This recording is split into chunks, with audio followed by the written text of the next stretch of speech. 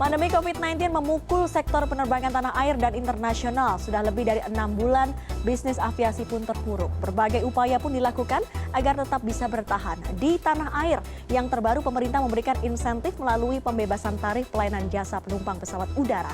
Insentif ini diberikan untuk rute domestik di 13 bandara. Lalu sejauh mana insentif ini nantinya mampu membangkitkan kembali sektor penerbangan nasional?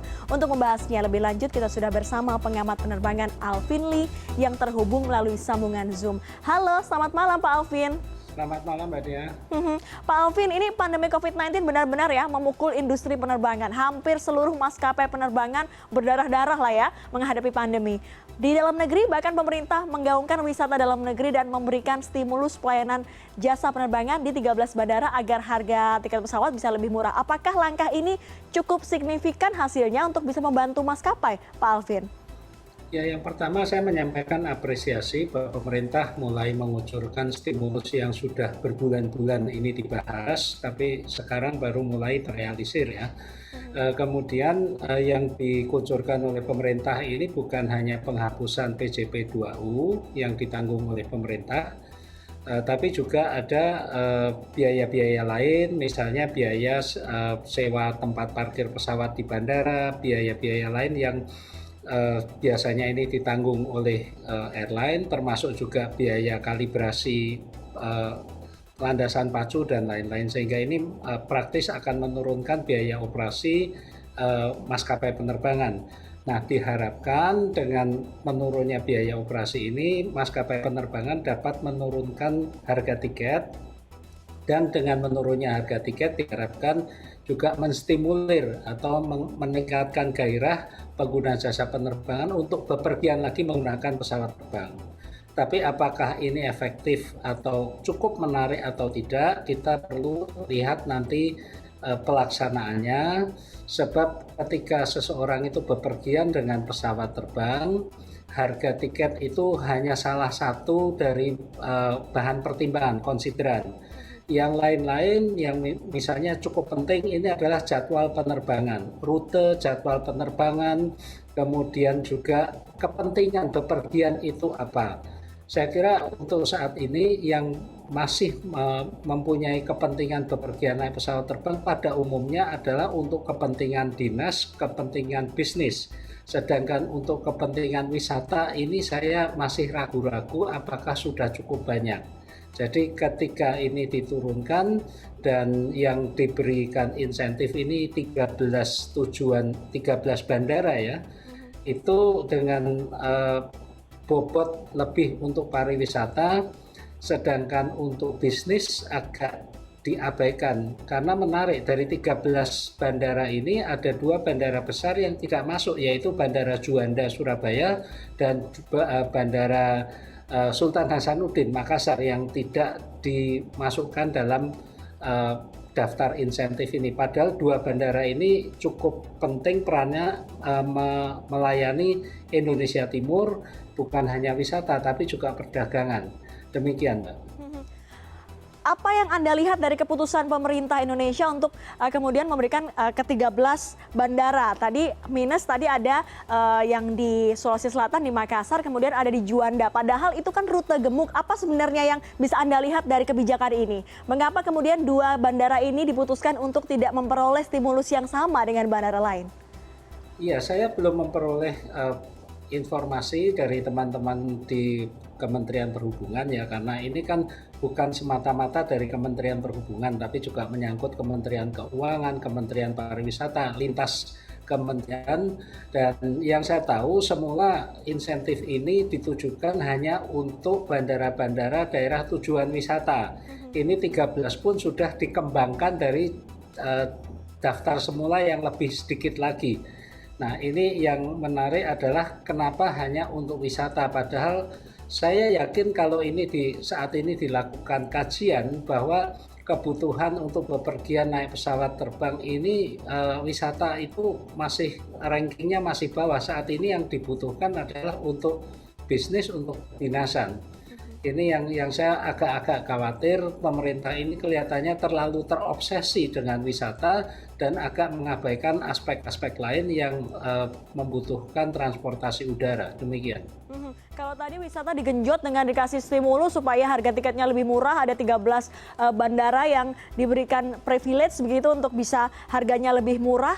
Kalau Pak Alvin sendiri melihat ada perbedaan nggak antara bisnis pesawat penumpang dengan pesawat kargo? Karena kan sekarang kita pandemi ini kan menggunakan apa-apa sekarang dikirim melalui online, pesannya online dan itu dikirim melalui pesawat. Anda melihat ada optimisme nggak untuk maskapai penerbangan untuk melayani kargo ini? Iya, yang perlu diperhatikan adalah selama ini kargo ini sifatnya menumpang pada pesawat penumpang. Jadi kargo itu disimpan di perut pesawat penumpang.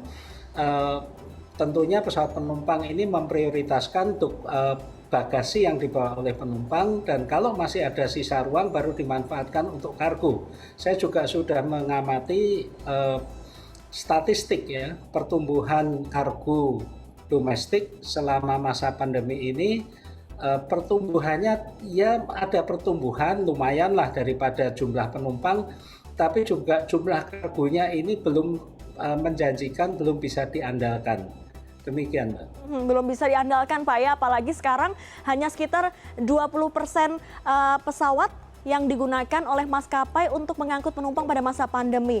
Kemudian apa yang bisa disarankan oleh Pak Alvin untuk bisa cut cost ya atau biaya-biaya terbesar yang harus ditanggung maskapai? Apa yang harus siasat apa yang dilakukan? Karena kebangkrutan juga ada di depan mata dengan kondisi yang sebegini parahnya ya kondisi penerbangan.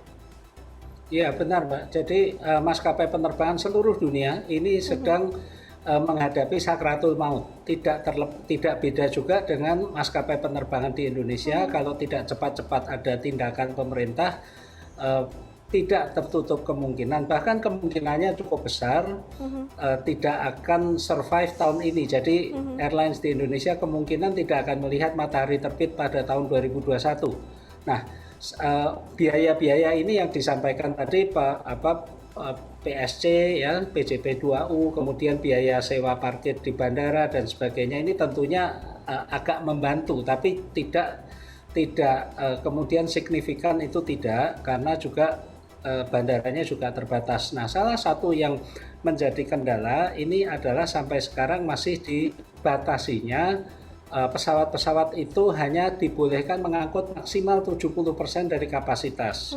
Nah, ini ketika terisi 70% pun maskapai penerbangan itu juga belum tentu laba. Mereka paling-paling hanya kembali ongkos saja, kembali modal saja, masih belum laba, impas saja.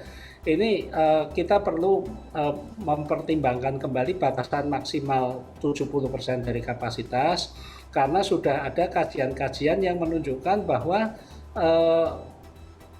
pembatasan kapasitas ini tidak banyak manfaatnya bagi penerbangan, karena sistem pembersihan udara di dalam kabin yang sudah sedemikian baik itu pesawat diisi 100% pun juga tidak meningkatkan resiko penularan COVID di dalam. Nah, kita di Indonesia yang dibatasi maksimum 70% ini hanya untuk pesawat jet. Sedangkan untuk pesawat yang paling-paling tidak ada batasannya, mau diisi 100% juga nggak masalah. Juga hanya untuk rute domestik, untuk rute internasional tidak ada pembatasan. Jadi hal ini yang saya kira ini perlu segera diambil sikap. Sebab kalau ini tidak segera diatasi ya airlines mau dibantu model apapun tidak akan survive ya. Dan pembatasan 70% ini juga membentuk persepsi publik bahwa ketika kursi tengah ini diisi oleh penumpang, pengguna jasa ini juga yang tadinya tidak panik menjadi panik. Wah, jangan-jangan karena diisi penumpang risiko penularannya menjadi meningkat, padahal itu tidak benar. Gitu, Mbak.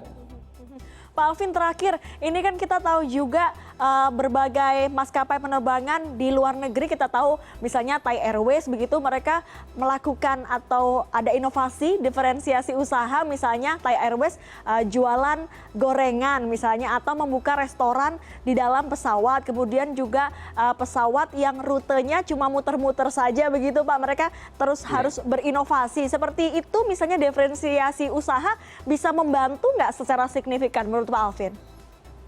Beda ya, kalau yang seperti Jepang dan Taiwan itu melakukan penerbangan flight to nowhere ya, terbang hanya muter-muter, kemudian menikmati pelayanan selama penerbangan, itu menggunakan pesawat besar dan menawarkan suatu kemewahan, bukan sekedar mengobati rasa rindu terbang.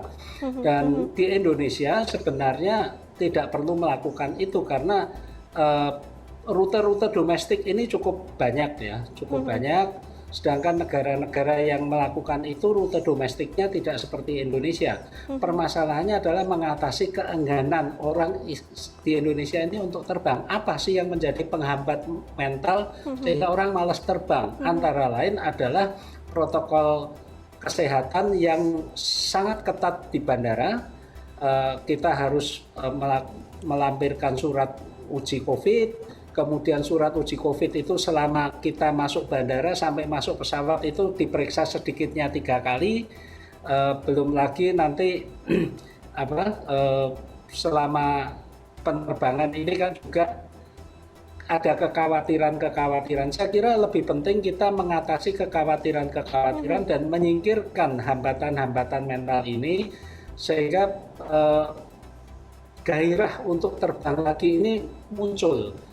Saya yakin harga ini ya tentunya menjadi salah satu daya tarik, tapi saya tidak begitu yakin ini akan efektif membangkitkan kembali gairah untuk terbang.